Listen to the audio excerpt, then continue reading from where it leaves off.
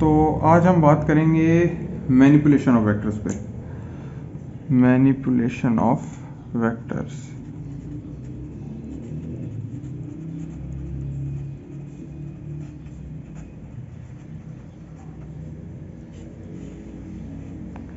जैसा कि last video में मैंने आपको बताया था कि वेक्टर्स को हम सिंपल तरीके से ऐड नहीं कर सकते जिस तरह हम स्केलर्स को ऐड करते हैं, क्योंकि इसके अंदर एक और चीज़ इन्वॉल्व होती है जो है direction.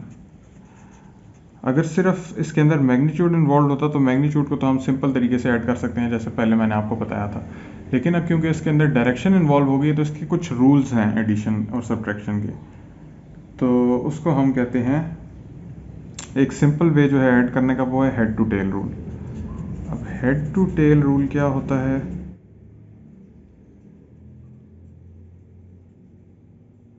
Head to tell rule ये कहता है कि हमने अगर दो वेक्टर्स हैं ए एंड बी, फर्ज कर लें ये दो वेक्टर्स हैं ए एंड बी, हमने इन दोनों को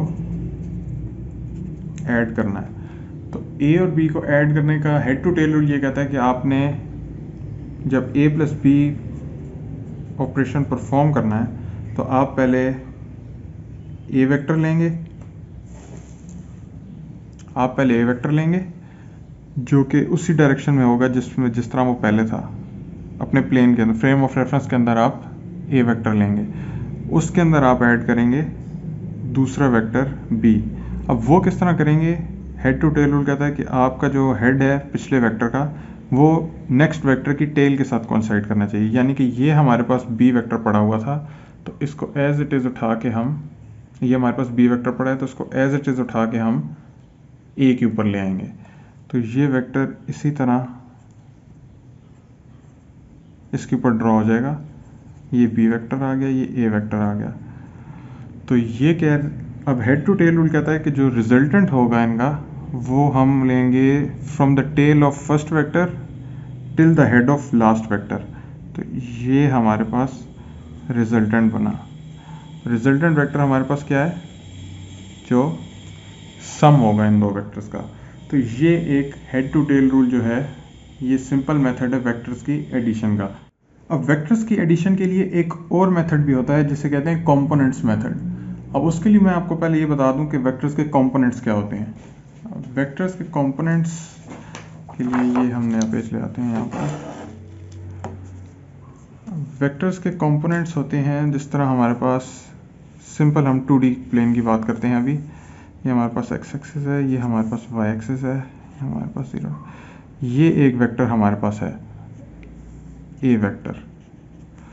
अब हम अगर इसको रिजॉल्व करना चाहें कंपोनेंट्स के अंदर तो हम इसके इनफाइनाइट कंपोनेंट्स बना सकते हैं, इनफाइनाइट कंपोनेंट्स बना सकते हैं अलोंग एनी डायरेक्शन। लेकिन सिंप्लिसिटी के लिए हम पहले बात करेंगे रेक्टेंगुलर कंपोनेंट्स की। तो रेक्टेंगुलर कंपोनेंट्स क्या होते हैं? रेक्टेंगुलर कंपोनेंट्स वो कंपोनेंट्स होते हैं जो एक दूसरे के परपेंडिकुलर होते हैं। तो हमारे पास अगर एक कंपोनेंट ये है वेक्टर का तो दूसरा कंपोनेंट उसके 90 डिग्री के ऊपर होना चाहिए, तो इसको हम कहते हैं रेक्टेंगुलर कंपोनेंट। तो सब सिंप्लिसिटी के लिए हम पहले ए को, अगर हम कहें कि हमने इसके रेक्टेंगुलर कंपोनेंट्स के अंदर रिजॉल्व करना है तो हम किस तरह करेंगे? हम एक परपेंडिकुलर ड्रॉ करेंगे ए के हेड से अपॉन एक्स एक्सिस। वैसे तो हम वाई एक्सिस पर भी कर सकते हैं, लेकिन सिंप्लिसिटी के लिए अभी हम सिर्फ एक्स एक्सिस की बात करते हैं। इसके ऊपर जब हम एक परपेंडिकुलर ड्रॉ करेंगे तो ये वेक्टर हमारा जो था, ये आप देख सकते हैं, अगर हेड टू टेल रूल मैंने आपको बताया था, आपको याद हो, तो ये ए वेक्टर हमारा एक तरह से दो वेक्टर्स का रिजल्टेंट बन रहा है। किन दो वेक्टर्स का? एक इस वेक्टर का और एक इस वेक्टर का। यानी कि हम कह लेते हैं ऐसे ए सब एक्स, ए सब वाई।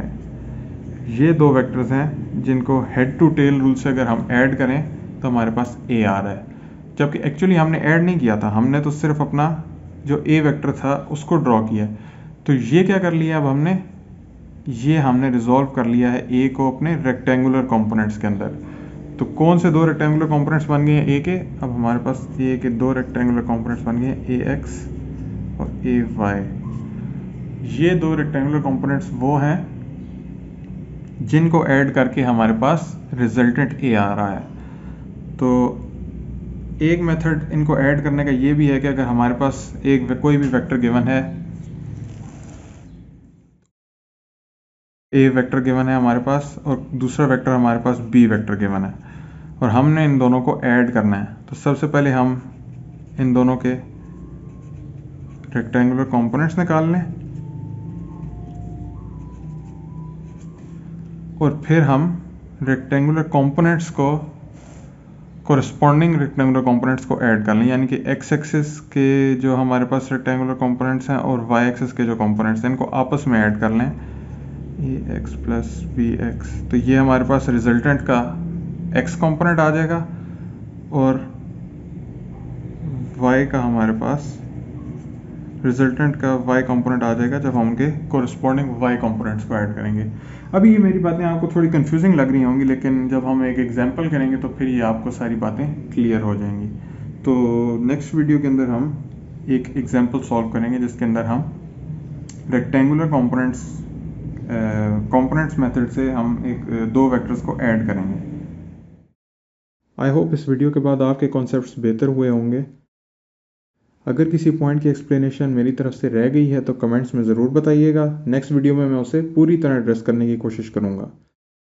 अगर वीडियो पसंद आई है तो लाइक का बटन प्रेस कीजिए एंड थैंक्स फॉर वॉचिंग।